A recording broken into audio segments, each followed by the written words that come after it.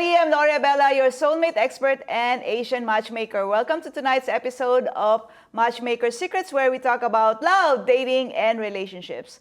And of course, during the past few episodes, we have always interviewed men. And now, we want to hear some perspective from a woman.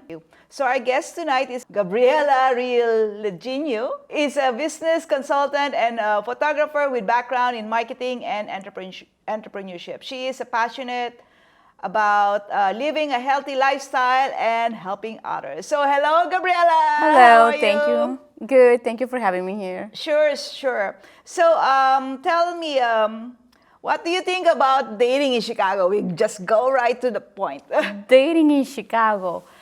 You know what? It's interesting because I feel like guys in Chicago, they're more open and straightforward about inviting you out than guys from different cities. That you have to be the one that have to show off and kind of like push them. Hey, are you gonna ask me out or what? Here is like, hey, I like you. Will you go on a date with me? Well, that's my experience. So have you ever lived in any other state? No. Okay.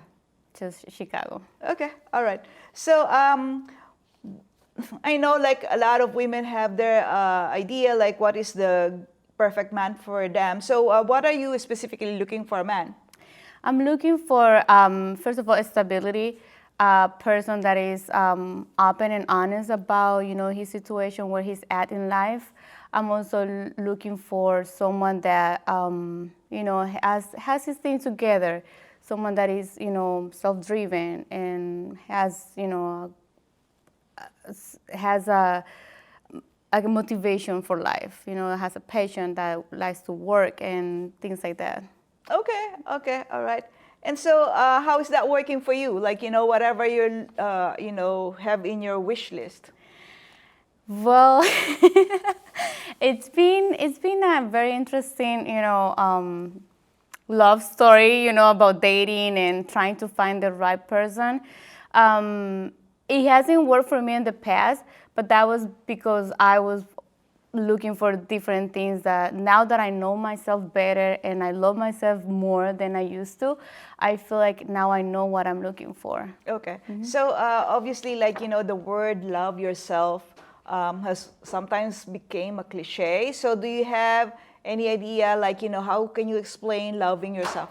Yeah, loving myself, sometimes it has to do a lot with, trauma. So baggage you've been carrying for, your childhood. You don't know how to, you grew up with your parents. How was that dynamic, that relationship, that, obviously plant the seeds for you, in the future, how is your love is gonna be.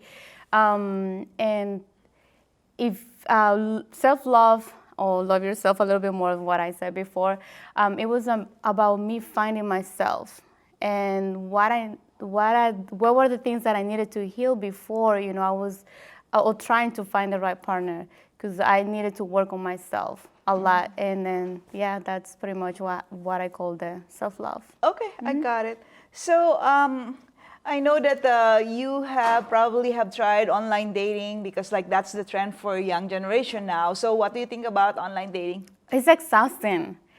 Trying to have a conversation with, guys. So some of them are random profiles, not, true, like a catfish, or it gets to a point that you don't want to do it. You just want to give up. And oh my God, is this true? This is what I'm expecting from this, dating life.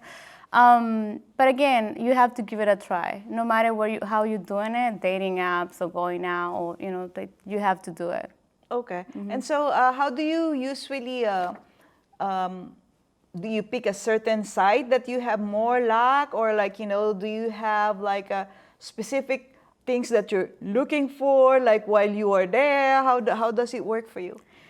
When it comes to dating apps, I did a little research. What are the best one, to trying to find the right partner. Some of them are just, to have fun. That's not what I'm looking for, but some of them could be that you find a potential, date, a high value date. And again, it has to do a lot with what you want and what you're looking for. Because they can be profiled, oh my God, this guy looks so hot, you're so cute. But then, is that what I'm looking for? No, I have to read, I have to see the picture, what photos they have. If they're using someone else's kid, that's a red flag for me. If they are just, in every photo, drinking, that's not what I'm looking for. If they don't have any background like career or what they do for fun, like I'm not attracted to that. So I learned how to do that search before I actually start talking to someone. Not just because, oh, he looks cute. Like, no, not anymore. Okay, all right. So that's a lot of research before you actually be on a date. Oh my gosh. All right. So what are your top 3 deal breakers? Oh my God, the first one, I would say it is if they're not open and honest and now like they don't know how to communicate, that's number 1. Second one, consistency. If they want to play games and they hot and cold and I, texting you now and then, not in 2 weeks, that's not going to work for me. And the third one is just about how you treat others while you're with me. It can be, if we go out, or how do you talk about people around you? Okay. And so are you particular, like how do they treat, let's say you're in a restaurant, how do they treat the people serving? Yes. That's, if I see that they're mean or they're, that's, no. Kindness, it's another deal breaker. If they're not kind to others, it means that they don't, they're not going to bring that to a relationship. So how do you let them go? Do you have any, the people that you say ghosting or whatever? Not sure. No, I do not like that term, that ghosting, and I've been ghosted. That's what I don't like it. I try to be honest, and that's why I communicate, and if we don't have chemistry, I make sure that I'm going to let them know, hey, listen, it's been fun getting to know you, but this is not what I'm looking for. Thank you for your time, and I wish you the best. That's how I do it. Okay, and so I was just wondering, if you're the one who's breaking up, what the usually a response that you get out of that? Well, can we be friends? They're still aiming for something. Yeah, they want us to be around, but no, I don't let them be around. Oh my goodness, okay. That's good to know. Yeah, they don't want to stop. Yes, I mean, if it didn't work out at the beginning, because before I would make that mistake, keep people around, but they just, fill out a space, but they don't let you grow and learn and move forward. So I try to make sure that it's not happening again. And if it didn't work out with you, then, I'm going to give it a try with someone else. And yeah. Okay. All right. So moving forward, what are your expectations as far as relationships are concerned? My expectation, I keep my expectations lower when it comes to relationship. I make sure that I'm the one that is ready for it. Because sometimes when you expect on others, to do this for you, to make you happy, to make you feel loved, then, it's going to be a failure, you know that. So that's what I make sure that I'm ready for it. That's why I did the work, healing and, going and exploring myself. Why I haven't found the right partner, at this age, things like that. But yeah, I'm the one that is in charge of my own happiness, and I just want someone that complements who I am and where I'm at. Okay, all right. So do you have any idea, some women, they want to have an idea, how much the person has to earn. Do you have something like that? No, but it's important. I think you have to have the conversation about finances. You have to know, if they are struggling, because what are your expectations about when it comes to a long-term relationship? Do they want to have a family? Are they going to be ready to support you financially? If you like to have a good, a happy lifestyle, traveling or going out and do fun things, are you going to be able to pay for it? I think it's important to have that conversation. Not at the beginning, because you don't want to scare someone, but eventually you have to talk about it. Okay. Is there a difference as far as dating here as compared to dating in El Salvador? Totally different. So what is the difference? The difference is that back in El Salvador, I feel like you meet someone and you like the person and you commit to the person and you settle. And here, I feel like it's that's probably what I've been struggling to find the right partner, because it changed a lot. I don't know, like dating now, it's a challenge. It's a challenge. Okay. And so, do you think like you want to be actually married? Is that your purpose right now, or are you just still like trying to find out if you're okay with just boyfriend girlfriend relationship? No, of course, I'm looking for marriage, but I know that it takes time. You have to build that, and it takes a lot to, commit to that level.